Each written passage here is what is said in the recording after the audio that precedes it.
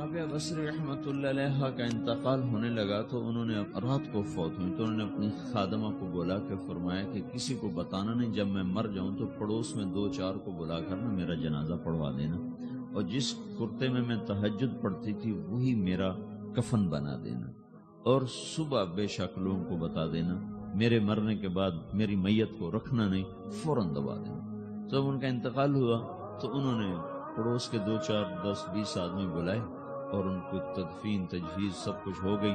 صبح شور مچا کہ وہ رابعہ بصری کا انتقال ہو گیا۔ تو اگلے دن وہ خواب میں اس خادمہ کو ملی اور کہا بیٹی تیری بڑی مہربانی، تو نے میری وصیت کے مطابق عمل کیا۔ اس نے دیکھا کہ انہوں نے ایک خوبصورت سبز لباس پہنا ہوا ہے، تو وہ فرمانے لگی، انہوں نے سوال کیا کہ آپ کے ساتھ قبر میں کیا ہوا؟ تو وہ کہنے لگی کہ میرے پاس منکر نکیر آئے تھے اور مجھ سے کہنے لگے من رب کی، تیرا رب کون ہے؟ تو میں نے کہا سبحان اللہ، 40 برس جس کو میں نہ بھلا سکی اس کو 4 ہاتھ زمین میں آ کے میں بھول جاؤں۔ ان کا 42 برس کی عمر میں انتقال ہوا تھا۔ تو وہ کہنے لگے سبحان اللہ، جس کو میں 40 برس نہ بھولا سکی میں اسے 4 ہاتھ زمین کے اندر آ کے بھول جاؤں گی۔ تو منکر نکیر کہنے لگے اس کا کیا حساب لینا؟ پھر انہوں نے پوچھا کہ وہ آپ کا وہ کرتا کہاں گیا تہجد والا جس میں آپ کو کفن دیا تھا؟ کہا وہ اللہ نے مجھ سے لے لیا ہے اور میرے اعمال کے خزانے میں رکھ دیا ہے، قیامت کے دن میرا وہ کرتا بھی میرے ترازو میں تولا جائے گا، اور مجھے یہ لباس پہنایا ہے جو جنت کا لباس ہے۔ یہ بھی ایک موت ہے، اس طرح بھی لوگ مرتے ہیں۔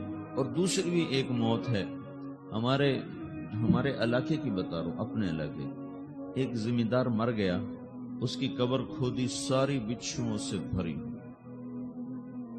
ایسے جیسے چیونٹیاں پھر رہی ہوتی، تو انہیں وہ بند کر کے دوسری کھودی، ساری بچھوؤں سے بھری، پھر وہ بند کر کے تیسری کھودی، ساری بچھوؤں سے بھری ہوئی۔ قبرستان میں اتنے بچھو کہاں سے آ گئے؟ یہ زمین کے بچھو نہیں ہے، یہ آخرت کی بلائیں ہیں جس کے ساتھ اب اسے قیامت تک رہنا ہے اور گزارا کرنا ہے۔ تو یہ 2 طرح کی موتیں روزانہ لوگ مرتے ہیں، روزانہ لوگ مرتے ہیں۔ جب نماز کا وقت ہوتا ہے ملک الموت ساری دنیا کا چکر لگاتا ہے اور دیکھتا ہے کون پڑھ رہا ہے کون نہیں پڑھ رہا، کون پڑھ رہا ہے کون نہیں پڑھ رہا۔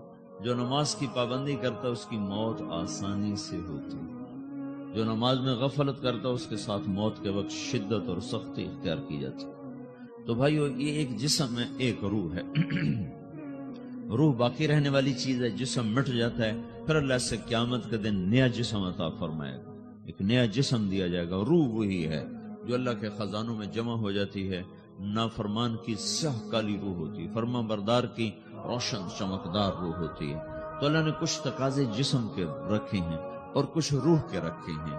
جسم کے تقاضے پورے نہ کرو تو یہ پریشان ہو جاتا ہے، روح کے تقاضے پورے نہ کرو تو یہ پریشان ہو جاتی۔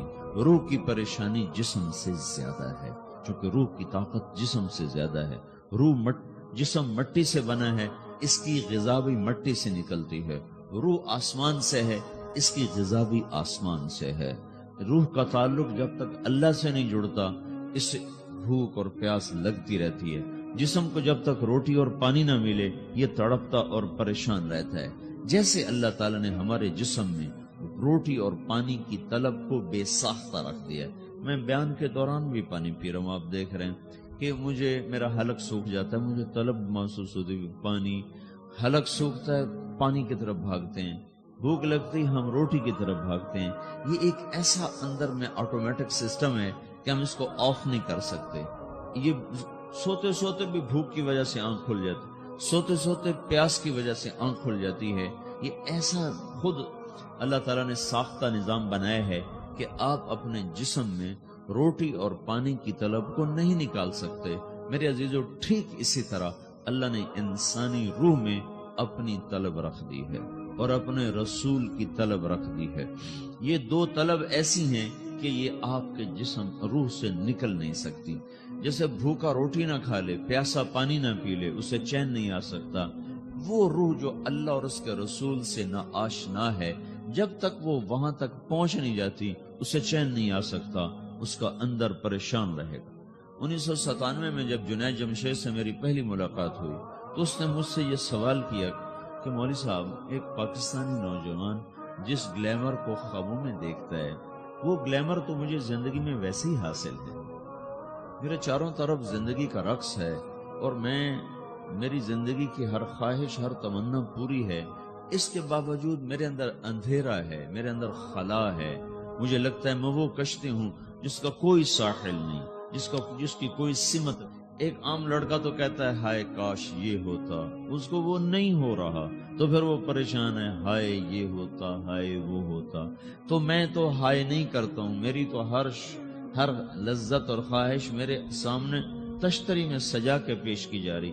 میں کیوں ایسا کر رہا ہوں؟ میں ہائے ہائے کیوں کر رہا ہوں؟ میرا اندر ویران کیوں ہے؟ میرے اندر میں خلا کیوں ہے؟ یہ وہی خلا ہے کہ وہ روح کی پیاس کو شراب میں بجھانا چاہتا ہے، وہ روح کی پیاس کو لڑکی میں بجھانا چاہتا ہے، وہ روح کی پیاس کو موسیقی سے بجھانا چاہتا ہے، وہ روح کی پیاس کو دنیا کی رعنائیوں میں 5 اسٹار ہوٹلوں سے بجھانا چاہتا ہے.